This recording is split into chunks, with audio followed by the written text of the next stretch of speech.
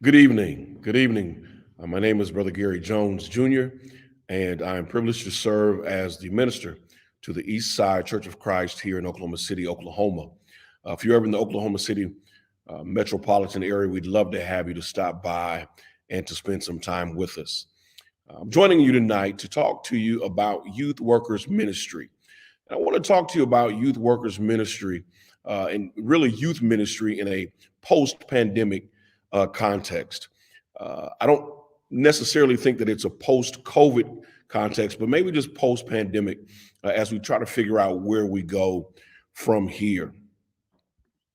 So the question that I like to ask all the time as we dealing with our young people, I like to ask the question: why are you here? And typically, when we're here together in person, you get all kinds of answers. There are the people who are really here because they're invested in the young people, and they're here because they want to make a change in the community. But there are also those who are here because the church just needed some volunteers. There are those who are here simply because they just needed someone to drive the van to take the kids on a trip. And the reality is that there's no wrong reason to be here. But the reality is that you are here. And for our young people, they can't really tell the difference all the time. They see an adult, they see someone who is invested in them. And to what degree they aren't able to differentiate. But I need you to understand as we begin to have this conversation on tonight that if you are working with our young people, that they see you as a viable option of helping to lead them closer and closer to Christ. So let's talk. I want to know, what kind of challenges have you faced the last 2 years trying to balance life and faith and commitment and ministry, society, and other challenges? Let's just be honest. Things have been difficult the last couple of years, but God has been good. God has been more than kind to us as He has kept us and has sustained us.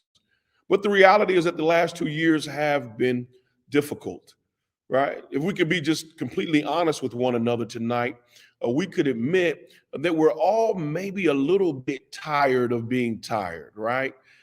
Listen, sometimes it's hard to serve when you're tired of simply trying to survive. We've had to wear masks, we've had to do church virtually, we've done church in the parking lot, or we've gone without small groups, we've gone without ministry. You've had to be mindful. Even a simple cough these days, you're looking around to see who's looking at you to make sure that nobody thinks that you may have COVID. It just may be just a cough, right? But sometimes it's hard to serve when you're simply trying to survive. And the last 2 years have put us in a survival mode. The reality is that a lot of us suffer from something called compassion fatigue. And it's no different whether you serve in the pulpit or you serve with youth ministry or you serve in any capacity of the church. The reality is that if you've lived in this country, in this society, the last 2 years, you're probably suffering from a little bit of compassion fatigue. And compassion fatigue is broadly defined as the concept that can include emotional, physical, and spiritual distress, right? That comes with simply caring for others. You are tired of trying to think about everybody else. Now, listen, I know that sounds counter a Christian. I know that sounds unproductive. I know that sounds maybe somewhat unchristlike, but the reality is that Jesus Himself needed rest. God rest, right? When we look at the book of Genesis, the story of the creation, there came a point where God Himself had to find some rest. We see Jesus in the garden before He goes to the cross. He's just trying to get a moment to Himself, right? We see Jesus after John the Baptist is beheaded and He goes away for a little while. He's just trying to get a moment to Himself. And the reality is that you probably need a moment to yourself. And as a result, maybe you haven't been as engaged in ministry as you'd like to have been. Maybe your congregation is suffering from compassion fatigue, right? Maybe you just needed a moment to just hit the reset button and figure out what's going on in this life. Well, the reality is that all of us suffer from compassion fatigue. And I want to bring your attention to Mark chapter 5, because I think it's really important that you understand before you can try to help young people, you've got to make sure that you can help yourself as well. Our young people haven't been exempt from COVID. They haven't been exempt from the wearing the masks and all the societal changes. They're tired too. But in order for you to be able to minister to them, you've got to make sure that you've ministered to yourself. So I'm reminded of a story in Mark chapter 5. Bible tells us that a king by the name of Jairus comes to Jesus. He leaves his palace and he comes to Jesus and he says to Jesus, he says, listen, I need you to come back with me.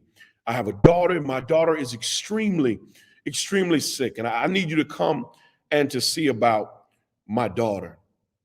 Bible tells us as Jesus is going to see about Jairus' daughter, he is thronged, the Bible says, right? There's so many people close to him, gathered around him.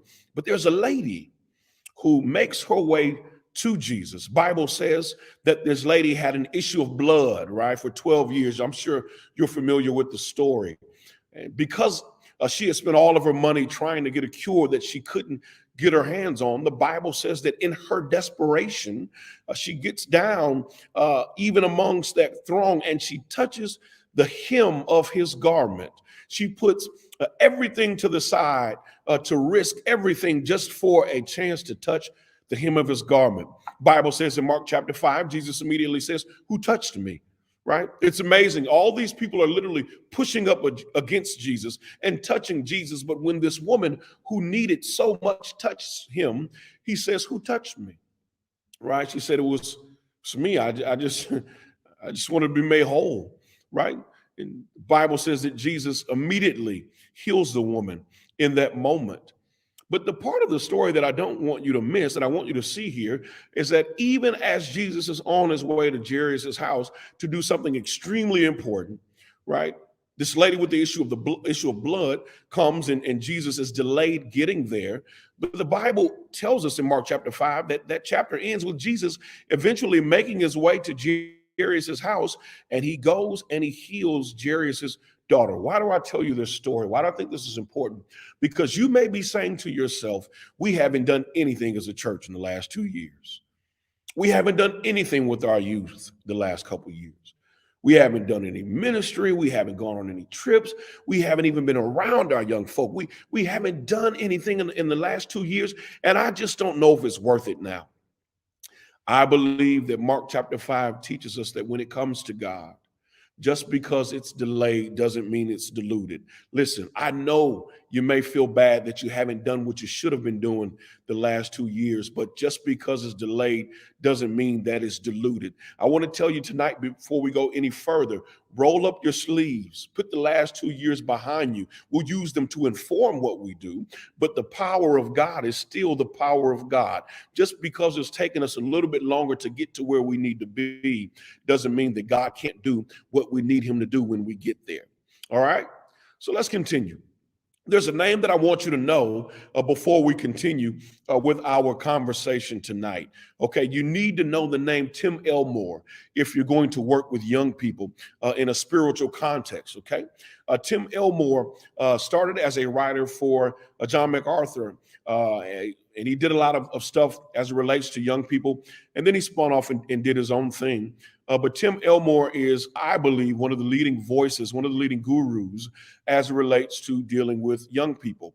He deals with great things with Generation Y and then what he calls Generation IY and then Generation Z. He calls them Generation IY because we're serving a group of young people who really know nothing but iPhone, Apple Watch, right? They're the touchscreen generation. And so he talks about needing to differentiate those groups and to tease them out. But on your screen, you'll see 3 books that I think are paramount, very, very paramount if you're going to work with young people. The first one, Marching Off the Map. We'll reference that here this evening as we talk about some strategy. The Pandemic Population, a great book that he's written to help us to understand and navigate with our young people as a result of how the pandemic has changed everything. And then Generation Z, Unfiltered. Again, if you're on Twitter, you can follow Tim Elmore and you can really get some great nuggets as to how it is as to some best practices rather, with working with our young people. But one of the things that Elmore says that I think is really important, he says that we've reached a time where young people don't necessarily need us for information, but they need us for interpretation. Now, let me stop you right now. I know what you're thinking. They still need to learn from us, and I get it, but that's not what he's saying. What he's saying is there was a time when the only place our young people could get information was either from church or from their parents, right? They didn't have phones at their fingertips. They didn't have access to the World Wide Web. There was a time where TV went off at a certain time of the night, right? And the only place they could learn things were at church or at home, right? But the reality is that that's not the case now. And so oftentimes with our young people, we're playing catch up. What they need from us is not always information, but for us to interpret what it is that they think that they know. And that's really important as we begin to work with our young people. If you think you're going to step into a classroom in 2022 with a group of teenagers and you're going to really attack some social controversial subject, and you're thinking, oh, I'm really going to inform them tonight, you may find yourself walking in that room realizing that those young people know more facts than you. And so we have to make sure that we are giving them interpretation. And why is this important? Because they're having the conversations everywhere else other than at church. And so if their friends are speaking to it, the internet is speaking to it, school is speaking to it, everybody but the church is speaking to it. And then we wonder why our children don't have a spiritual worldview or a spiritual response to a lot of the things that they are dealing with. So Tim Elmore is a name that you need to know. 3 books that I think would do your youth ministry a whole lot of good. So in his book, Marching Off the Map, Elmore discusses this concept of pioneers and settlers. And so the very name, Marching Off the Map, kind of speaks to this. He says that most people that work with young people fit into one of 2 groups. And I think you can make the argument that even any kind of leader, whether you're a church leader or a leader in a societal sense or a civic way or any kind of organization, you're either a pioneer or you're a settler. And what the argument that he makes is that pioneers take the map, they look at what the map says, and they go beyond the edge of the map. Pioneers go out and they explore uncharted territory, right? And then they put that place on the new map so everybody knows where it is. They see that it's safe, right? And so now we know that that place exists. Well, settlers are the people who go to the place after the pioneer has already gone and done the exploratory work. And so the argument that he makes is that you typically will fit in one of 2 of these categories. He says that the detriment, however, or the danger in being a pioneer is that oftentimes pioneers are actually killed by settlers. Settlers are afraid that their exploration and their new methods, and they're going too far, and they're trying things that we've never tried before. In their fear of what's out there, sometimes they shoot pioneers in the back, thinking it's for their own safety. The same thing is true as it relates to your youth ministry. Either your youth ministry is going to be one of pioneers or it's going to be one of settlers. And let me be clear about this. I'm not saying that one is right and one is wrong. What I am saying to you is that you need to know which one of these groups your youth ministry fits into. Some of you all are at congregations where you can be pioneers. You have the resources, you have the vision, you have the social capital where you can try some new things, where you can go beyond the map, where you can go beyond what we've always done. You can take some chances and it may not work and it won't cost you anything, right? But then there are others who are at congregations where you just have to be a settler. You know that you're not at a place where you can take those chances. You know that you're at a place where you need to go back to your leadership and say, hey, let's try this because this church has tried this, and let me show you that it works, right? That land has already been settled. That territory has already been settled. Pioneers and settlers have to learn how to work together. Pioneers need to be able to trust that I can go out and explore and not be shot in the back by a settler. And we see this too often times, that pioneers are hurt by settlers. But in like way, pioneers need not to make a settler feel bad because they're a settler.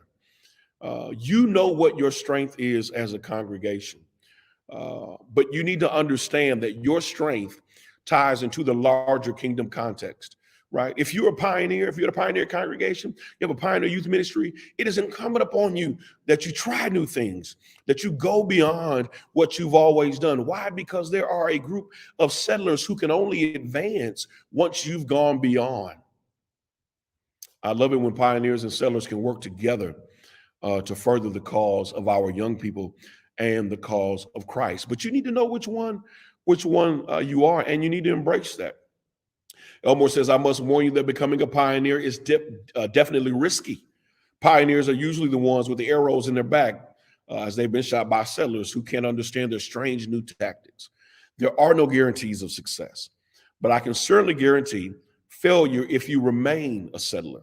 Settlers will be left in the dust as young people disconnect and find others that they can follow to new places. Listen, you need to understand that if you find yourself in the settler group, even as a settler, you can't stay where you are. As new land is developed, as new methods are developed, as new vision is developed, you've got to move. Otherwise, your young people will move to places where people are moving. So we need to understand this generation, right? Who is it that we're trying to serve? And Elmore reminds us of this, reminds us that this is the first generation that don't need adults to get information, right? It's kind of what I told you at the very beginning. They have external stimuli. Number two, they can broadcast their every thought or emotion in real time, right? If they're angry, if they're upset, they can get on the phone and tweet about it. They can get on the internet, right? Make a post about it. I tell youth workers all the time that someone in your youth ministry needs to be on Twitter. You need to be on Snapchat. You need to be on Facebook. You need to be connected in real time with your young people, because a lot of times social media or on the internet is how they will express their emotion. Number three, they have external stimuli at their fingertips 24/7. They always have their phone, always have their watch. This is the first generation that is socially connected at all times, but often connect in isolation. So in other words, a lot of our young people have thousands of friends on Facebook or on followers on Instagram, right? But they often connect in isolation. They like to be alone with their phone. We have a lot of young people now who have no problem engaging with a device, but as it relates to having some physical conversation in person, they'll struggle with that. It's the first generation that'll learn more from a portable device than from a classroom, right? They use a phone to replace using separate cameras, wall calendars, and traditional wrist watches, right? My question to you is, how does this inform ministry? How should this inform ministry? Look at number 5. I'll just use that as an example. This is the first generation that will learn more from a portable device than from a classroom.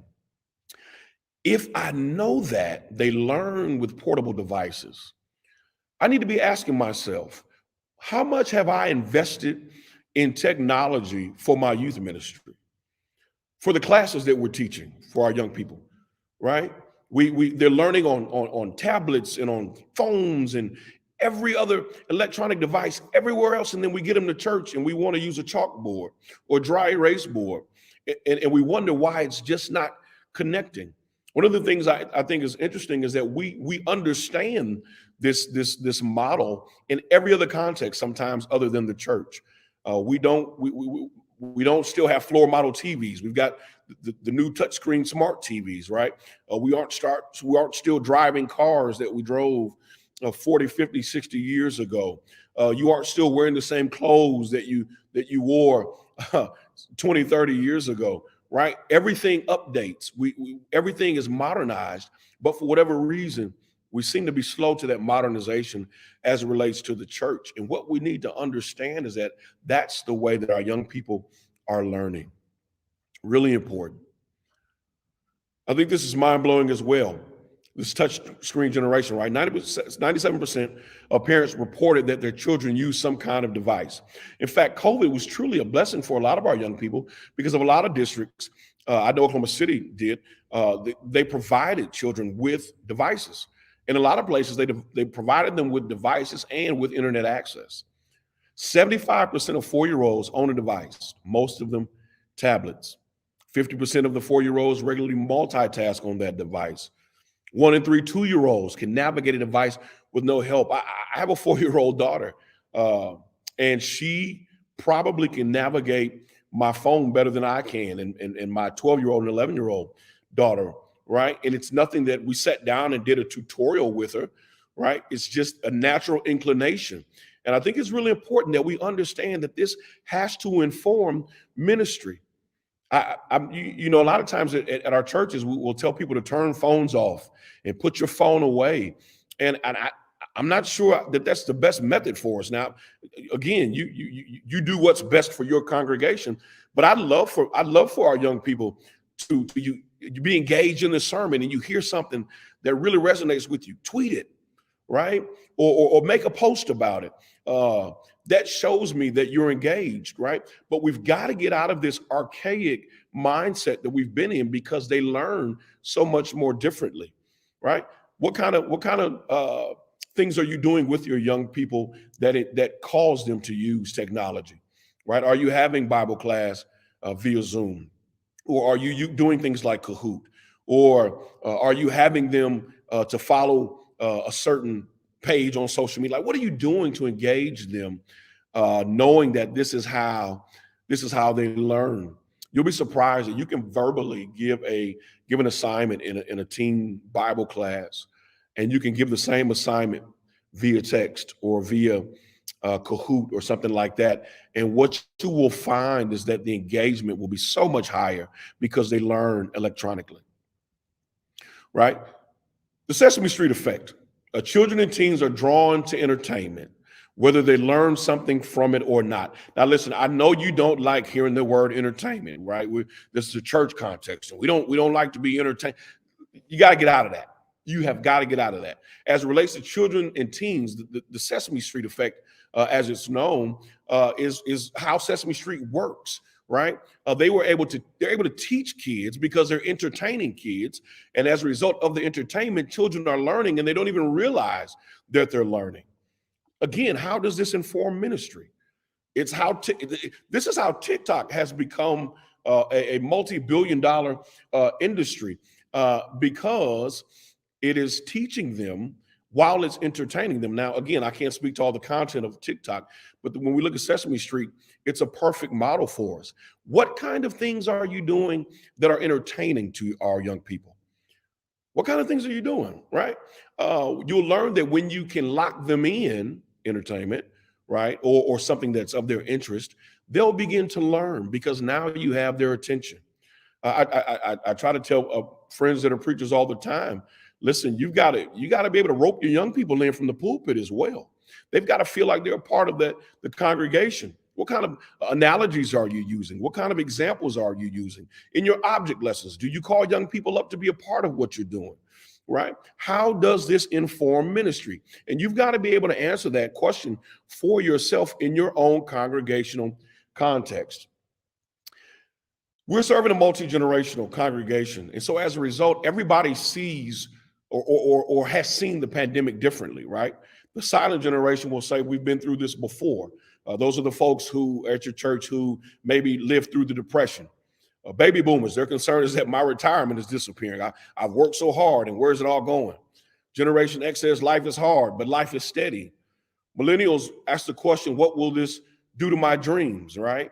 And then Generation Z, I feel postponed and penalized, right? Why is this happening to me? Why was my graduation canceled? Why did I have to do the first year of college at home? Why didn't I have a prom, right? These are the mindsets that you need to be mindful of as you figure out how we serve our young people. If I'm of a generation who says, I've been through this before, or if I'm of the generation of life is hard, but it's steady, how do I interact with a young person who says, I feel postponed, I feel penalized? Where's my sympathy? Where's my empathy in that moment, right? But there are some positives of the pandemic, and we have to be completely honest with ourselves, right? We've come to realize that our young people are resilient. We've come to realize that systems can change on a moment's notice to support our young people. I was blown away how when schools decided we're going online, just like that, right? Curriculums are changed. They get the devices they needed, right? On a moment's notice. That's a positive that we learned from the pandemic. We've also learned that we've come to realize how much we all need each other. It's extremely important. With technology, we've learned that we can support more from further distances, right? So now I don't have to be in the building to be able to support you or to be able to have this class. We can do things now beyond the Wednesday night. What night works best for everybody, right? How can we support each other from distances? The other thing that means is that now you have access to resources that you didn't realize you had access to. What does that mean, Gary? That means that if I want to get a speaker to speak to my young people in Oklahoma City and he lives in Los Angeles, because of COVID, I've learned that all I've got to do is send him a link to Zoom, right? Send my young people the link, and then voila. There's no flight, there's no hotel, right? And at a moment's notice, I have access to things and to people that I didn't realize I had access to before. So we got to start focusing on some of the positives of the pandemic. And again, how does that inform ministry? Technology has opened the door again for more facilitators, programming, content, speakers, right? In a way that you could not have had before. We have to rethink our how. Okay, we must learn to leverage congregational and personal social capital to build ministry opportunities. What does this mean? Learning to leverage congregational and personal social capital to build ministry opportunities is just what I was talking about. Maybe I don't have enough young folk who are engaged in my congregation, or maybe I don't have a youth worker here who's tech savvy, but there's another congregation in the city that I can partner with, right? And virtually, we can collectively pull this thing off together. Maybe I may not know that speaker in New York that we'd like to bring in, but this person at this other congregation does. And we partner together and we leverage that to make sure that we're serving our young people. But the reality is that you cannot be lazy, unintentional, or unconnected and expect to be effective. You must be intentional. And I'll say this to you, and I mean this from a great place in my heart. But the reality is that the trajectory of your youth ministry and its work was really set by your congregation and how you handled the last 2 years. If you handled COVID well as a congregation, then your trajectory is totally different than a congregation that didn't handle COVID well. You have to still work within those congregational bounds as you try to be intentional. But in some ways, this may motivate some congregations to do some things that they had not thought to do before. I'll give you an example. We try to be very intentional throughout COVID.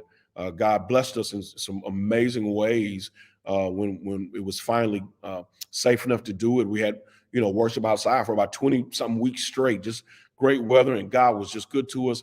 But it gave us the idea that as it relates to our annual end of the year youth ministry banquet, where we honor all of our kids, that maybe we could do something different, right? We normally get a banquet hall and there's this meal and, we award awards and this big to do. But with COVID, we just made the decision we were just going to adapt. Use the same stage in the parking lot that we use for worship, decorated everything. Instead of the sit down dinner, we ordered some sub sandwiches, and we had snow cone machines, and we set up the auditorium, the parking lot as if it was an auditorium, and we honored those kids just the same right there in the parking lot. It was probably one of the greatest things that we had did, and we were very intentional about it. And so what I'm saying to you is that you have to be intentional if you're going to be effective working with our young people. Moving forward is not optional, right? When you're moving forward, I should say, not moving forward is not optional. When your memories are bigger than your dreams, your ministry is already dead. I'll say that again. When your memories are bigger than your dreams, right? When you're investing more in what was than what can be, then you got some problems. I tell people all the time, you need to be when you're spending more on your senior ministry than your youth ministry. You need to start asking yourself some questions uh, about what it is you really want to do. Another book that I think is really important as you figure out what's next is a book by Dr. Henry Cloud called Necessary Endings. And in this book, he says, false hope buys us more time to spend on something that is not going to work. And it keeps us from seeing the reality that at once our biggest problem and our greatest opportunity. Listen, the reality is this. There are going to be some things that you used to could do before COVID that you can't do anymore. And you're going to have to make some tough decisions about moving on from some things that you really enjoyed for 10, 15, 20, even 30 years. But we're living in a different context now. He says you'll always have to choose between good and best. And this is difficult. This is especially tough for some creative people, right? Causing them to lose a lack of focus. He says they create more than they can focus on and feed. They're attached to every idea as if they were all equal, and they try to keep them all alive, right? What we do is I can do this, I can do this, I can do this. And we start creating more than we can sustain. Find yourself one or two things that you can do with your young people and do those things really, really well. Do them within the context that works for your congregation. Now, listen, that may mean that you need to stop doing something else, but it may be to your benefit. Sometimes you just can't do two things well. If I have a cup of water and a cup of orange juice, right, and I try to mix them, together, I've got one or two things there. I either have tangy water or I have watered down juice, and neither one of them is good. Figure it out what it is that you need to be doing as a youth ministry, right, and move forward in that. So I think if you understand this, it will help you to move. One of the things that Elmore says in Marching Off the Map is he tells a story about this guy at a hardware store, but he makes a statement that I think is really important. He says, there is no market for drill bits, but there is a market for holes, right? And he was talking about this guy at a hardware store who was having a difficult time, selling a certain kind of a drill bit. And the guy had this epiphany, right, that there is no market for drill bits. There's a market for holes. What does that mean? That means that the only reason why people buy drill bits is because they need to make a hole. And the moment that they find a better way to make the hole, they stop buying the drill bit. The problem for us is a lot of times our ministries, our youth ministries, and sometimes our congregations, we're drill bit focused and not hole focused, right? We're more focused on the instrument than rather what it is, the outcome that we're trying to achieve. And if you get caught up on the drill bit, you'll lose sight of the hole. There is no market for drill bits, right? There's a market for holes. In other words, there is no market for this thing that you've always done that you hold on to. There is a market for developing holistic, spiritually strong young people. And so that means you may have to change your method. Sometimes you need to step back and ask yourself, okay, am I drill bit focused or am I hole focused? Am I really just locked into this method, or am I really concerned with the outcome? You'll find that a lot of us are more concerned with drill bits than we are with holes. And that's not a healthy place to be as it relates to ministry, especially dealing with young people. He says effective and successful people, they keep their eye on the hole and not the drill bit. Right? Once the hole has been made, I have no more need for the drill bit. Or if the drill bit is not making a hole, right? If I see that the hole is not developing, right, then I stop and I get something else. We get fascinated with the drill bit because the drill bit is the part that we control. It's what we do. But the hole is the outcome. Effective and successful people are always looking for new ways to make holes. Always looking for new ways to make holes. And then lastly, they sell the hole to stakeholders, not the drill bit. I love that. They sell the hole to stakeholders, not the drill bit. Listen, this is the outcome that we're trying to achieve. This is the outcome. When people believe that you have their best interest at heart, or that you are genuine in your intent, they're willing to try a drill bit that they may have not been willing to try before.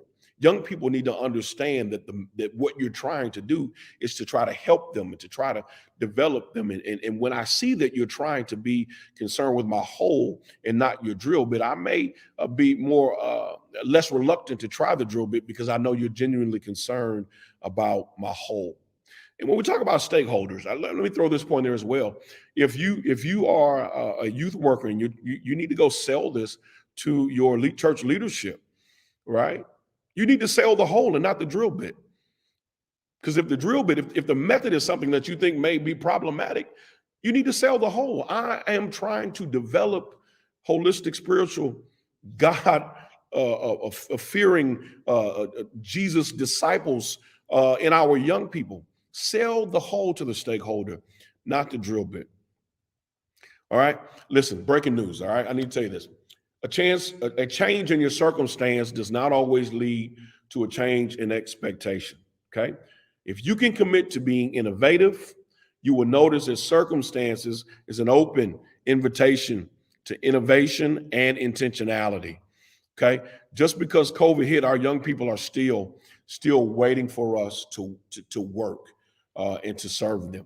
So these are some questions that you need to be able to answer. What are our ministry pillars, right, as a youth ministry? Or what are your congregational pillars, right? What is it that your congregation stands on? What is it that your congregation pushes towards? And everything that you do as a youth ministry needs to be pushing in that direction. Number two, when is the last time we've done a SWOT analysis of our ministry, right? You need to know what your strengths, weaknesses, opportunities, and threats are of your youth ministry. And that'll make it a little bit easier when you're trying to decide what it is we need to be doing and what we don't need to be doing. You need to be able to answer who's tech savvy on our team, right? Again, as I mentioned before, when a young person is crying out because they may be suicidal or they may be dealing with something at home, most times that's not going to come in the form of a call to a youth worker. It's going to come in the form of a post on social media, and somebody needs to be able to see that. Who are the influential young people at our church, right? You work in youth ministry any length of time, or you work in any congregational sense, or even just working with people, you'll figure out who the influential young people are. And when you can get them on board with your program, then they get the others on board with the program. Those young people will always also serve as a conduit between you and your other young people in case there is some sort of situation there. You need to be able to answer, how can we celebrate our young people in a broader context? I mentioned to you about taking our banquet outside, right? One of the things we did because we couldn't be inside is we created a yearbook for our young people, just like a yearbook at school, with their headshots and their names. And then every kid had a page about their accomplishments. Parents and loved ones were able to buy ads, and we used the proceeds from that to help pay for them to go to the National Youth Conference. But what are you doing to celebrate your young people in a broader context? If our young people get National Honor Society, they're going up on the screen on Sunday when we do the announcements. If they get MVP, you win a state championship, you do something that's phenomenal, we are going to celebrate you. Why? Because you need to know that we love you and we care for you just like everybody else, right? But it's really important that young people understand that they are a part of your congregation as well. The moment that they start to feel like I'm just here because I'm brother such and such or sister such and such's child, then they're no longer they no longer feel a part of your congregational context. But how do you go out of your way to celebrate your young people? How can we do programming in our current context in our congregation, right? And then you need to ask yourself, how committed am I to this work? How committed am I to this work? Barna, who does some great religious research, has just published a couple more books here within the last few months. I think some really interesting information that we need to know as we try to understand who it is that we're ministering to. According to a recent Barna study in 1996, right, over 64% of Black adults reported that they attended church on a regular basis with their entire family. By 2020, that number had dropped to 30%. What does this mean, again, and how should it inform ministry? In 1996, 64% said that they were coming to church as a family. By 2020, 30% coming as a family. That means that you are having a youth ministry that either you have kids coming to church without parents, or you have parents coming to church without their kids, right? Or they're both still at home, right? Or they're not consistent. You need to ask yourself, how does this inform ministry, right? What does this mean for us? In what ways are we reaching them? How intentional have we been about reaching out, right? One of the things that you need to understand when you don't have a holistic family engagement, that changes the way that you have to minister. Vincent Tinto, one of my favorite people, he's a sociologist at Syracuse, and this slide may be on here later, but he makes this argument. He says that no one rises to low expectations, right? So we don't do good by setting the bar low for our young people. But he also says one cannot hold expectation without providing support. In other words, don't ask anybody to do anything that you won't help them do. So what does that mean? If I understand that only 30% roughly of families are coming to church as a family, stop asking young people to come to Bible class if you won't give them a ride. Stop asking young people to log on if you won't help them get internet access.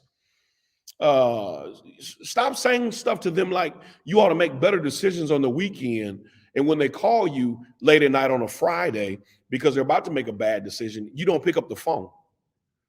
You can't hold expectation without providing support. This study tells us that our young people are at a place where they need more support now than ever before. More than ever before. How does this inform your ministry? That's the question you need to keep asking yourself. Right? According to Gen Z, Barna asked this question, right? Where their church affiliated interests rest, right? 9% says spiritual issues only. 35% says social issues only. 56% said both. Goodness gracious. What is this saying to us? It's saying to us that young people, you're going to lose them if all you ever talk to your young people about is why we take communion upon the first day of the week, right? Or why we give upon the first, right? Those are all great and important things and concepts, but young people need to hear from you that you understand that they have to live life beyond Sunday, right? If I had time, I'd tell you and break down for you this Huntington Post study where it talks about the 10 most important things for young people between the ages of 14 and 21. And it really hadn't changed much in the last 7 years, one or two things. But they're struggling with things like social justice, right? Black and brown bodies being gunned down in the streets, right? Police brutality, right? And let me say this here for just a moment. It's really important that you have these conversations in your congregations. It's really important that you have these conversations because they're getting it everywhere else, right? They're getting it everywhere else. It's important that you talk about things like goodness gracious, the study talks about school violence, whether or not to go to college or not, right? Is it worth the debt? They talk about relationship issues, drugs and alcohol. They talk about struggling with sexuality. Where does the church stand? What does the church say? We cannot be silent on things and expect them to understand or to know what thus saith the Lord. But what this study is also telling us, look at the 56%, is that they're not telling you, I want to talk about those things only. I want to talk about those things and how it relates to my soul, the intersectionality of it. You want me to be a Christian in this high school? Tell me how. Show me how.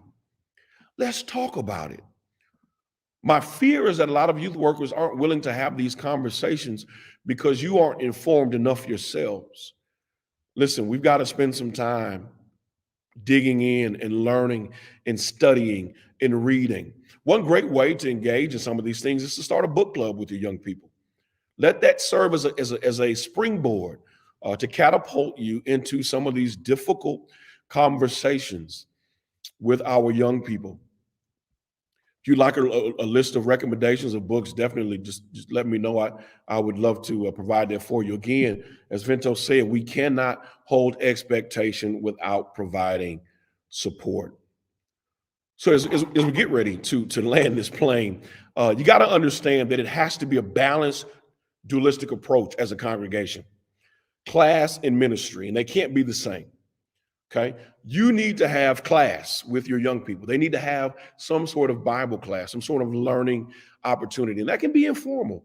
It can there are times where my wife and I don't teach our teen class, but even just as the minister here, we'll invite the young folks over and just have pizza at the house, and we'll just have some fellowship. But then we'll talk about a biblical principle, have some conversation, right? But then there's also ministry. It's the activity, it's the engagement, it's going to their recitals and going to their ball games, and it's doing things with them outside of the Bible class context. But you must be mindful that your children's ministry and your youth ministry have to be different. The needs and the concerns and the desires of a 9-year-old and that of an 18-year-old are not the same. And if you are trying to lump them in together, you're going to lose both of them again, either tangy water or watered down orange juice. Be sure that you understand that you're spending time being intentional, meeting the needs of both. Young people, they'll let you know about that. Teenagers don't always want to be around the little kids, and the little kids don't always want to be around the big kids. Right? Take some time and be intentional and program for both of them because they're processing what we're dealing with in two different ways. So as we close on tonight, again, I want to make sure that I am very, very intentional about sharing with you that our young people need you. They need you more than you realize. But I also understand that you are probably tired. But it's important that you understand that you need you. So take care of yourself so we can take care of our young people. When we can get our young people stronger, families are stronger, and stronger families mean stronger churches. I pray that the Lord blesses you and keeps you. I pray that your youth ministry flourishes, that your congregation flourishes, that your young people are involved in every aspect of your congregation, because our young people are not the church of tomorrow. They're the church of right now, and we need them desperately. Let me pray with you. Father in heaven, we thank you for this day. We thank you for this moment. Lord, I thank you just for this opportunity to share as we figure out how to best serve our young people in this context. Lord, I ask that you would bless our young people, give them open hearts, give them open minds, Lord, but give us what it is that we need as well. Give us the willingness and the intentionality and the time and the resources, the transparency and the honesty to be able to reach our young people in this hour. Lord, when we're able to do that, when we're able to put them first, when we're able to reach them for you, we'll be very careful to give you all the glory and all the praise. It's in the mighty name of Jesus we pray and ask it all. Amen.